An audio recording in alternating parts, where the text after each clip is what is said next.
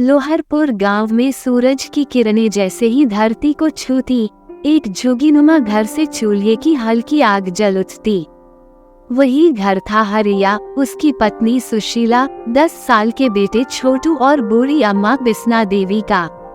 हरिया का जीवन बस एक ही चीज पर टिका था, उसका लकड़ी से बना पुराना सा डोसे का ठेला।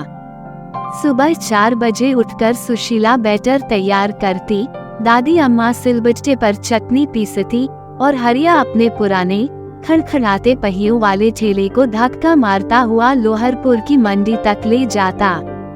हर कोई जानता था हरिया के डोसे सस्ते हैं, स्वाद में सीधे हैं, लेकिन ग्राहक कम आते हैं।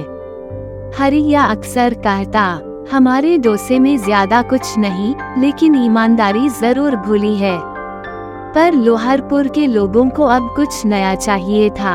एक दिन गांव में शोर मचा, शहर के मशहूर बबलू और बबलिया अब हमारे गांव में डोसा पैलेस खोल रहे हैं। 4 तरफ पोस्टर लग गए, लाउड स्पीकर से ऐलान हुआ, अब मिलेगा 30 प्रकार का डोसा, पनीर डिलक्स से लेकर इटालियन स्टाइल। गांव वाले झूम उठे, उन्होंने तो ऐसे डोसे कभी देखे ही नहीं थे। ठेले वाला हरिया अब सिर्फ एक पुराना नाम बन गया। अबे हरिया, तेरे सूखे डोसे कौन खाएगा जब बबलू भाई इटालियन मसाला दे रहे हैं? एक नौजवान ग्राहक ने हंसते हुए कहा। हरिया मुस्कुरा गया, लेकिन उसकी आंखें नम थी। डोसा पैलेस खुल चुका था। इस बड़ी हॉल, डिस्को लाइट, धुआं उड़ते स्टेज पर डोसा बनते। सुशीला ने डरते हुए कहा, हरिया, हम टिक नहीं पाएंगे। हमारा ठेला तो सूखा है, तेल भी कर्ज पर आता है। धीरे धीरे ग्राहकों ने ठेला छोड़ना शुरू कर दिया। एक रात कोई आया और ठेले का एक पहिया तोड़ गया। फिर किसी दिन बबलू के गुंडों ने पक्की शिकायत करवा दी, हरिया गंदे तेल में डोसे बनाता है। पुलिस आई और ठेला उठाकर ले गई। हरिया अब पूरी तरह टूट चुका था।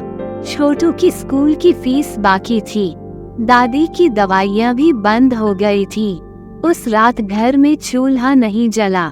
छोटू भूखा सो गया। सुशीला चुपचाप आंसू बहा रही थी और हरिया दीवार की तरफ पीठ किए लेटा था। तभी बूढ़ी बिस्ना दादी उठी। उन्होंने अपने पुराने संदूक से एक लकड़ी का डिब्बा निकाला। सुशीला बेटा, अब वक्त आ गया है ये देने का। डिब्बे में कुछ पुरानी चीजें थी, एक छोटी थैली जिसमें पुदीना की सूखी पत्तियां, सूखी मिर्ची पाउडर, गुलाबी इलायची और एक सुनहरा पीला चूर्ण था। ये है हमारा परिवार का जादुई मसाला, जिसे मेरी माँ ने मुझे दिया था। सुशीला चौंकी, इसमें है क्या दादी? बस कुछ परंपरा, कुछ भावना और थोड़ी सी दुआ। अगली सुबह सुशीला ने चूल्हे पर चटनी चढ़ाई, उसमें वो मसाले मिलाए जो दादी ने दिए थे। बैटर में हल्का पुदीना और खजूर की मिठास मिलाई। डोसे को मोड़ा नहीं गया, बल्कि खिला खिला रखा गया। ऊपर से जामुन की चटनी। नाम रखा दादी के जादुई डोसे। हरिया को उम्मीद की एक चिंगारी नजर आई। उन्होंने अपने पुराने ठेले को थोड़ी सी सफेदी से रंगा और उसमें एक तख्ती टांग दी। दादी के जादुई डोसे, घर जैसा स्वाद, माँ जैसा प्यार। सुबह सुबह कोई नहीं आया, लेकिन दोपहर को एक बूढ़ा भिखारी ठेले के पास आया। कुछ खाने को मिलेगा बेटा? हरिया ने हंसते हुए एक गर्मागर्म डोसा उसकी थाली में रखा। भिखारी ने एक टुकड़ा मुंह में लिया, फिर आंखें बंद कर ली। ये तो मेरी माँ के हाथ जैसा स्वाद है। अगले दिन वही भिखारी एक महिला और बच्चे को लेकर आया। मालिक, इनको भी खिलाए, उन्होंने कभी ऐसा डोसा नहीं खाया। तीसरे दिन गांव के चौकीदार आए, फिर स्कूल के मास्टर साहब। हर कोई बस इतना कहता, पता नहीं क्यों, पर इन डोसे में कुछ खास है, कुछ जादू है। डोसे की चर्चा पूरे गांव में फैलने लगी। डोसा पैलेस अब धीरे धीरे खाली होने लगा। बबलू और बबलिया को शक हुआ, किसका ठेला चल रहा है? जवाब मिला, हरिया का। अब वो दादी वाले डोसे बेचता है। बबलू और बबलिया ने हरिया को धमकाया, बंद कर दे अपना ठेला, नहीं तो बहुत पछताएगा। पर इस बार हरिया डरपोक नहीं था। उसके पास था विश्वास, स्वाद और गांव की एकता। गांव वालों ने ठेले के सामने दीवार बनाकर कहा, हरिया का ठेला अब हमारा भी है, छूना मत। कुछ हफ्तों बाद जिला पंचायत ने लोकल स्वाद पर्व का आयोजन किया। हरिया और बबलू दोनों ने भाग लिया। बबलू ने फैंसी चीज डोसा पेश किया।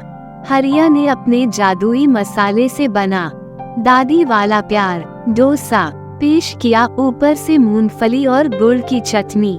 जजों ने चखा और खड़ी होकर ताली बजा दी। घोषणा हुई, विजेता है हरिया का दादी के जादुई डोसे।